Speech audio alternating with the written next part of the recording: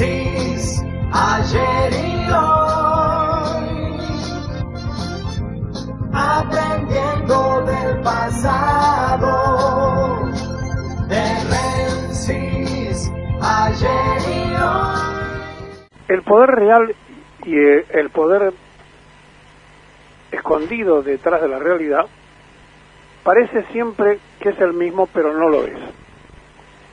A nivel mundial se ejercen distintas influencias entre el poder existente visual y el poder oculto.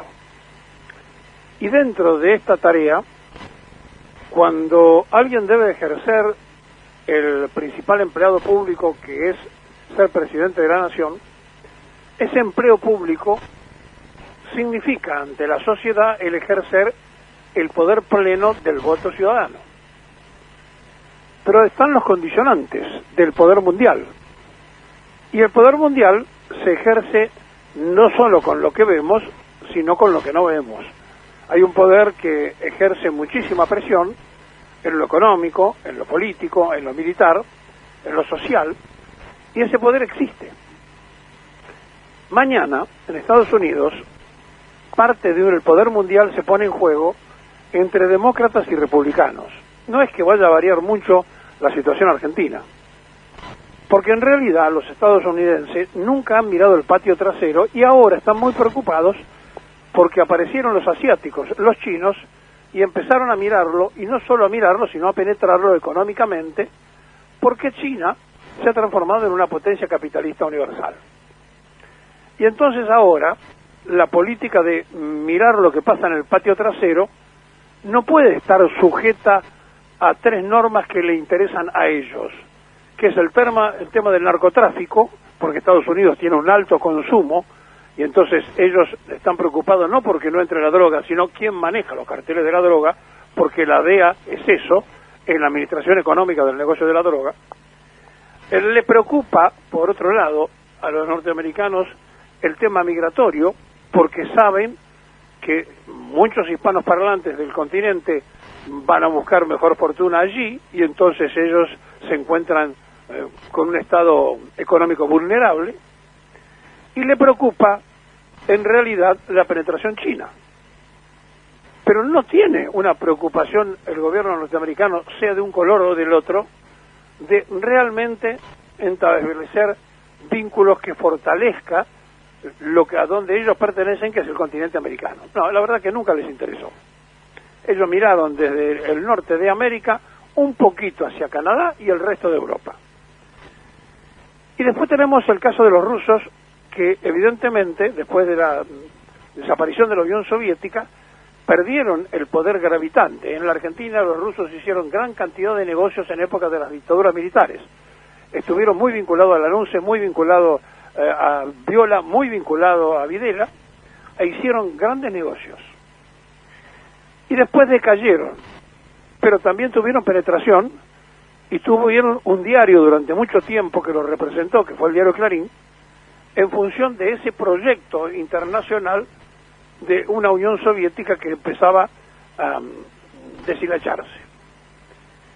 Esos tres poderes, que son reales, que están a la vista, siguen pugnando por conseguir mejoras. Los rusos en la época del kirchnerismo le habían pedido un puerto con salida al Paraná.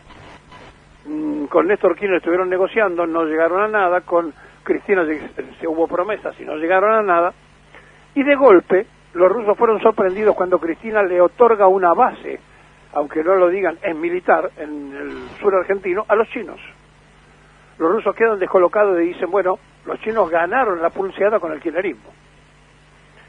En el mientras tanto, el presidente actual, que se declara en su momento socialdemócrata, es decir, que ve más su relación con el mundo de Europa, tiene un presidente en la Cámara de Diputados como Sergio Massa, que ve más el mundo norteamericano.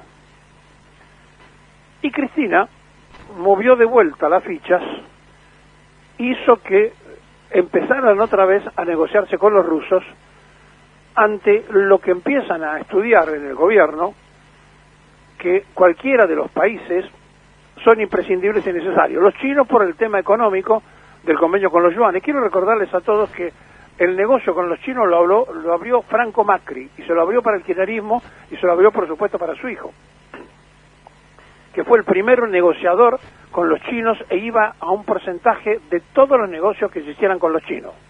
Incluso los primeros automóviles chinos en el continente, vía Uruguay, los trajo el padre de Mauricio.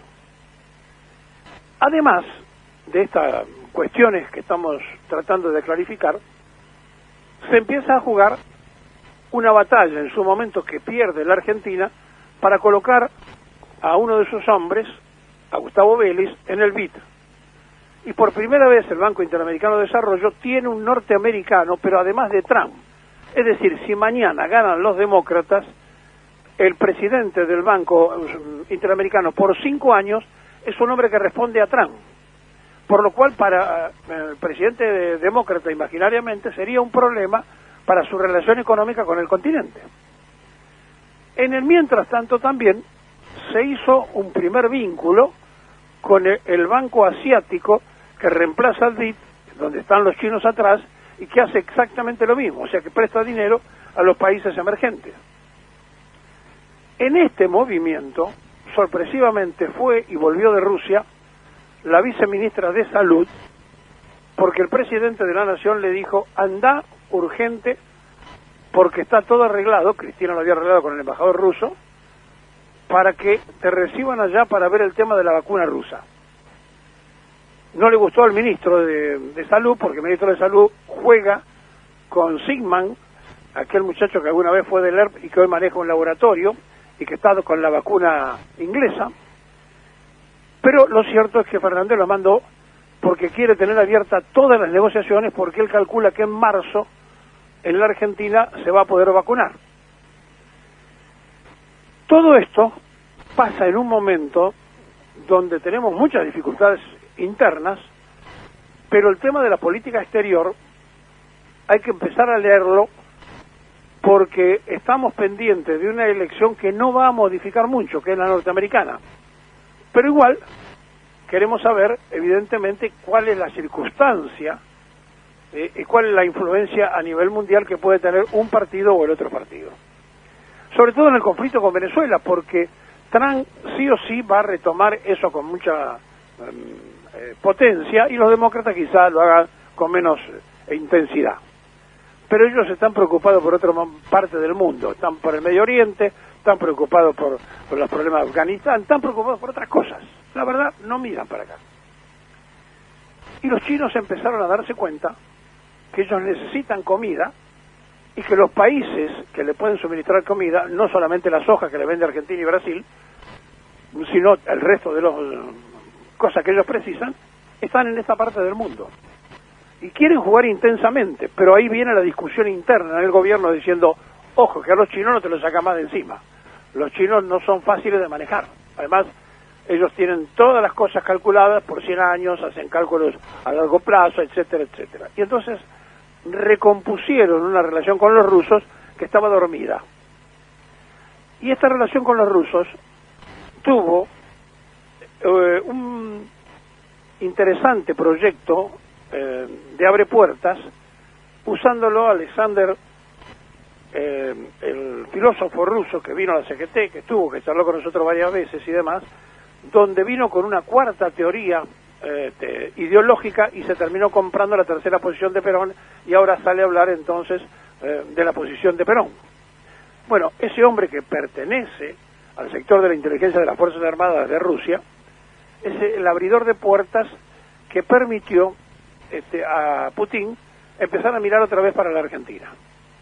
Pero Putin dice, nosotros ya hicimos todas las gestiones en época del kirchnerismo y no tuvimos resultado. Entonces volvieron a la carga, y en esa reunión entre el embajador y Cristina Fernández en el Senado se hablaron de muchas cosas, de la vacuna por supuesto, y de otras cosas que hacen a la economía.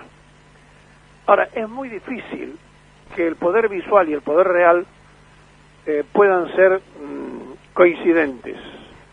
Es muy difícil entender todo esto en un contexto donde todos los días estamos luchando para tapar agujeros, y claro, el colador es tan grande que uno dice, ¿quién me acerca a la primera cosa para tapar el primer agujero? Y entonces se acercan todos y levantan la mano.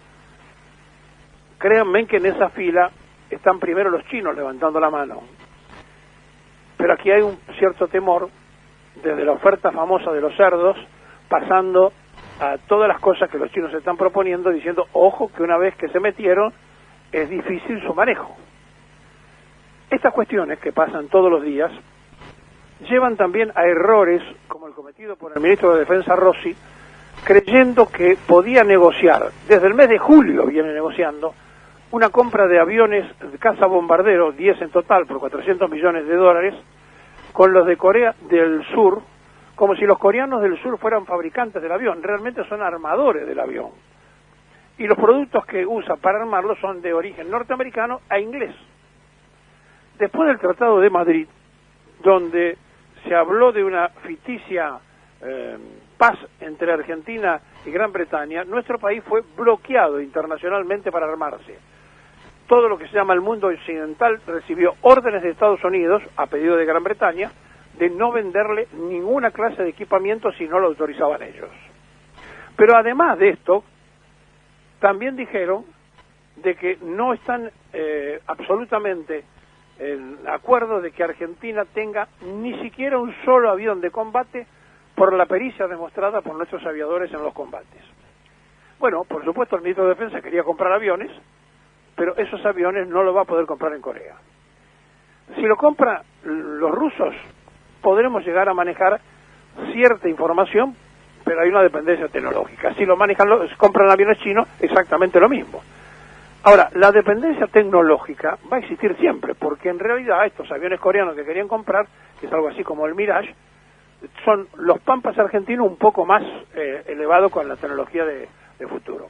Lo importante es saber si estos aviones son aviones que pueden pasar descubiertos para el enemigo o son visibles, es decir, si la última tecnología la tienen aplicada. Bueno, eso se cayó, esa operación, y se va a seguir cayendo cualquier operación con el occidente.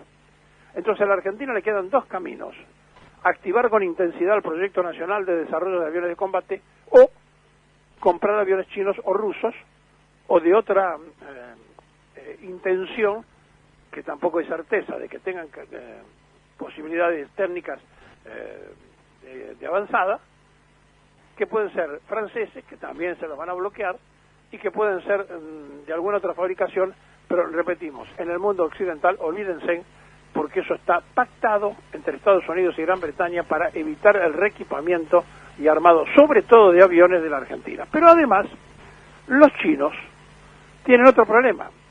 Si nos venden aviones, van a ser detectada la pesca que ellos están haciendo en aguas territoriales argentinas, donde se roban gran cantidad de nuestros pescados, y además de eso, el acuerdo que tienen españoles y chinos con los ingleses, usurpadores de Malvinas, que le permiten llevarse una tremenda cantidad de pesca en aguas argentinas, que los ingleses cobran su derecho diciendo que está bajo el dominio militar de ellos. Es decir, yo descartaría también a los chinos, van quedando los rusos, que por otro lado los rusos tienen muchas ganas de vender aviones y de vender armas. Desde que se hizo la Unión Soviética empezaron a ofrecer armas para todo el mundo, y yo no sé, porque no lo sé, si Cristina y el embajador ruso hablaron de este tema. Lo cierto es que en el mundo de la geopolítica nosotros tenemos que entender que una cosa es el poder visual y otra cosa el poder real.